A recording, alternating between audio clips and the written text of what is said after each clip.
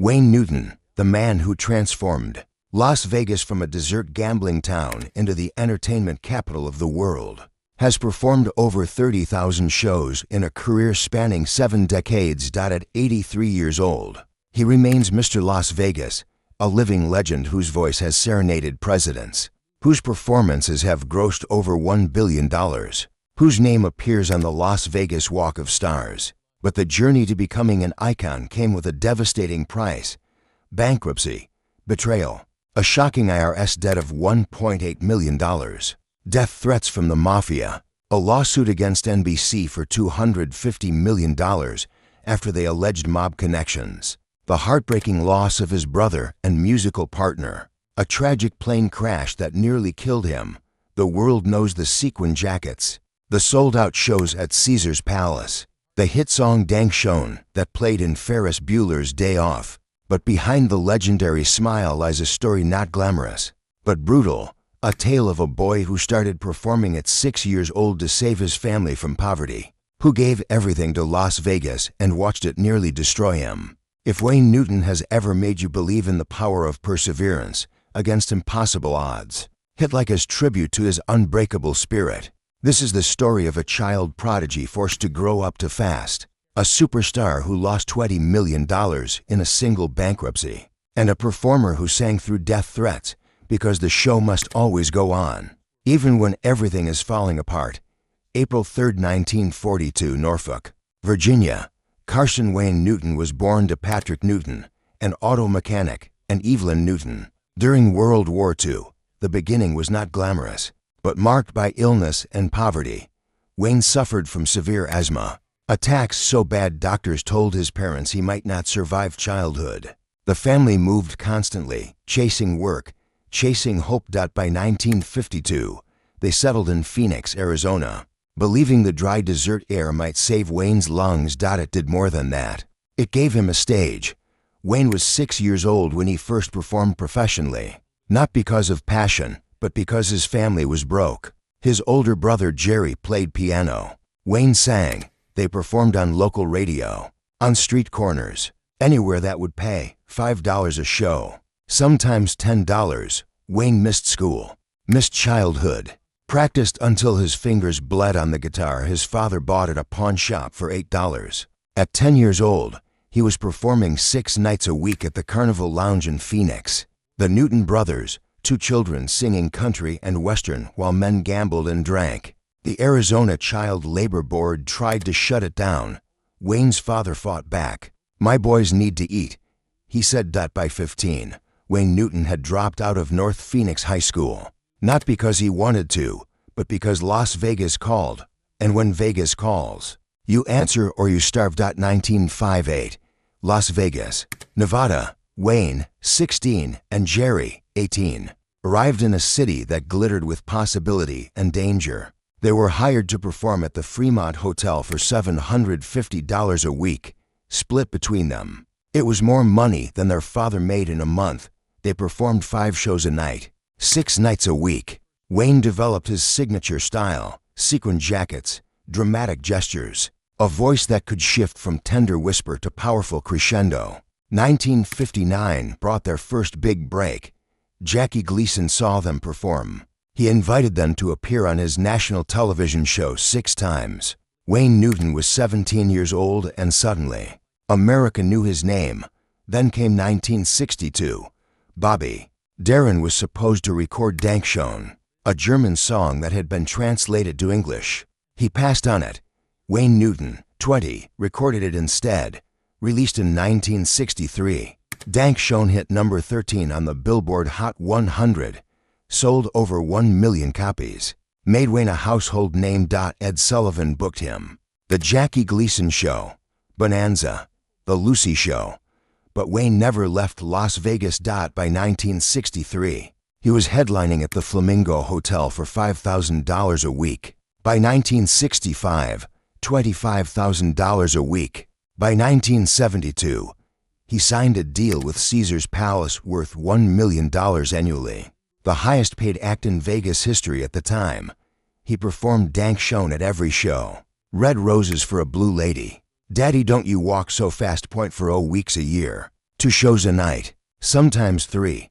Wayne Newton became Mr. Las Vegas, the performer every tourist had to see. He bought Casa de Shenandoah, a 52-acre ranch in Paradise, Nevada, for $3 million in 1966, filled it with horses, his childhood dream, built a mansion, a zoo with Arabian horses, penguins, exotic birds. He married Elaine Okamura in 1968. They had a daughter, Erin, in 1976. By 1980, Wayne was earning $10 million a year. The world saw success, luxury, the American dream. But the truth was different. 1983. Wayne Newton, 41, divorced Elaine after 15 years of marriage. The split was bitter. Custody battles, financial disputes, but that was just the beginning. Behind the sold-out shows, Wayne was hemorrhaging money. The ranch required $50,000 a month to maintain. The horses, the staff, the exotic animals. He had invested in failed business ventures, trusted the wrong financial advisors. 1990 brought devastation. Wayne Newton filed for Chapter 11 bankruptcy. His debts, over $20 million. The IRS came after him for $1.8 million in back taxes. Creditors circled. The ranch was in foreclosure. Wayne had to sell his private jet, a $2 million Fokker F-8, auctioned off cars, jewelry, memorabilia. But he refused to sell the horses, their family.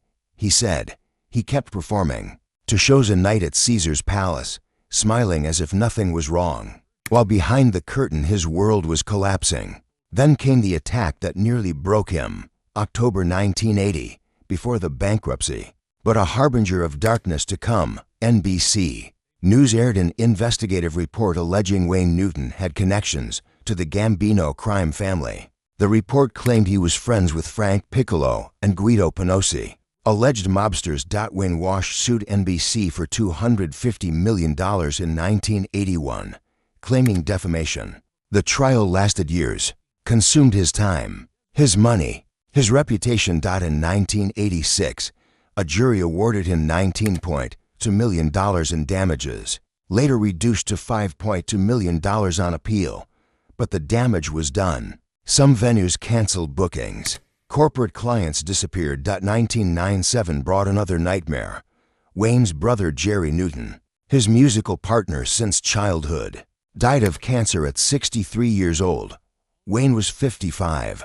He had lost the person who had been with him since they were children, performing for $5 in Phoenix bars. Jerry had been his other half, his harmony, his comfort. Wayne sang at the funeral, broke down mid-song. 2000, another tragedy. Wayne was piloting his private plane, a smaller craft he'd bought after selling the jet, when the engine failed 8,000 feet above Arizona. He crash-landed in a desert field, walked away with minor injuries. "I should have died that day," he later said. What few people know is that Wayne kept the wreckage in his garage for 10 years. A reminder of mortality. 2005. Wayne Newton, 63, married Kathleen McCrone, a lawyer 25 years younger, whom he'd met in 1991. They had a daughter, Lauren Ashley. In 2002. Kathleen helped him fight to save Casa de Shenandoah. But 2010 brought another crushing blow. The IRS filed a federal tax lien against Wayne for $1.8 million in unpaid taxes from 2005 to 2007. He was still performing 100 shows a year at 63 years old, trying to pay off decades of debt. In 2010, he was forced to open Casa de Shenandoah to the public as a tourist attraction, turning his private sanctuary into a business just to survive. The venture failed. Lawsuits followed between Wayne and his business partners. The estate fell into disrepair. By 2012, Wayne declared he was too broke to maintain the property. It is heartbreaking when a man who gave Las Vegas its identity cannot afford to keep his own home. In 2019, Casa de Shenandoah closed permanently. Wayne sold it for $5.56 million to Smoketree LLC. He moved to a smaller home, kept only a few horses. April 3, 2025. Wayne Newton turned 83 years old. He still performs, not at Caesar's Palace anymore, Those days ended in 2010 after a 5-year residency that grossed over $25 million. Now he plays smaller venues, Flamingo Las Vegas, special events, private shows. His voice, once powerful enough to fill 5,000-seat theaters, has aged, but the spirit remains. His net worth sits at approximately $50 million, rebuilt slowly through performances, licensing deals, and selling the Mr. Las Vegas brand. He lives in Las Vegas with Kathleen and Lauren, now to 3. His daughter Erin from his first marriage is 49 and has given him grandchildren. Wayne spends mornings with his remaining horses, afternoons rehearsing, evenings performing when booked. He's had health scares, heart issues, diabetes complications common in men his age who have lived at the pace he has. But he refuses to fully retire. What would I do? He asks. Performing is all I've ever known. He supports the Wounded Warrior Project and the Nevada Childhood Cancer Foundation, donating quietly, not for press. In 2023, he performed a special 60th anniversary concert celebrating his Vegas career at Westgate Las Vegas Resort. Fans, some in their 80s themselves, stood and wept, not because the voice was the same, but because he was still there, still fighting, still Mr. Las Vegas after everything that tried to destroy him. At 83, Wayne Newton stands as proof that true legends aren't defined by never falling, but by standing back up when the world expects you to stay down. From Norfolk, Virginia to Las Vegas, from a 6-year-old child singing to save his family from poverty to Mr. Las Vegas performing 30,000 shows over 70 years, from $20 million in bankruptcy debt to rebuilding a $50 million legacy, from death threats and mob allegations to becoming a symbol of Vegas itself. He lost his brother, lost his fortune, nearly lost his life in a plane crash, sold his dream ranch, watched the IRS seize his assets, and still, at 83, he puts on the sequin jacket and sings Dank Schoen, because that's what performers do. They give everything they have, even when there's nothing left. If this story touched your heart, leave a tribute below. Share a moment when Wayne Newton's resilience reminded you that survival isn't about avoiding tragedy, but about singing through it, not because the audience demands it, but because the music is the only thing that's ever made sense. Because the real story is never just about the spotlight, but what it costs to stay in it for 7 decades.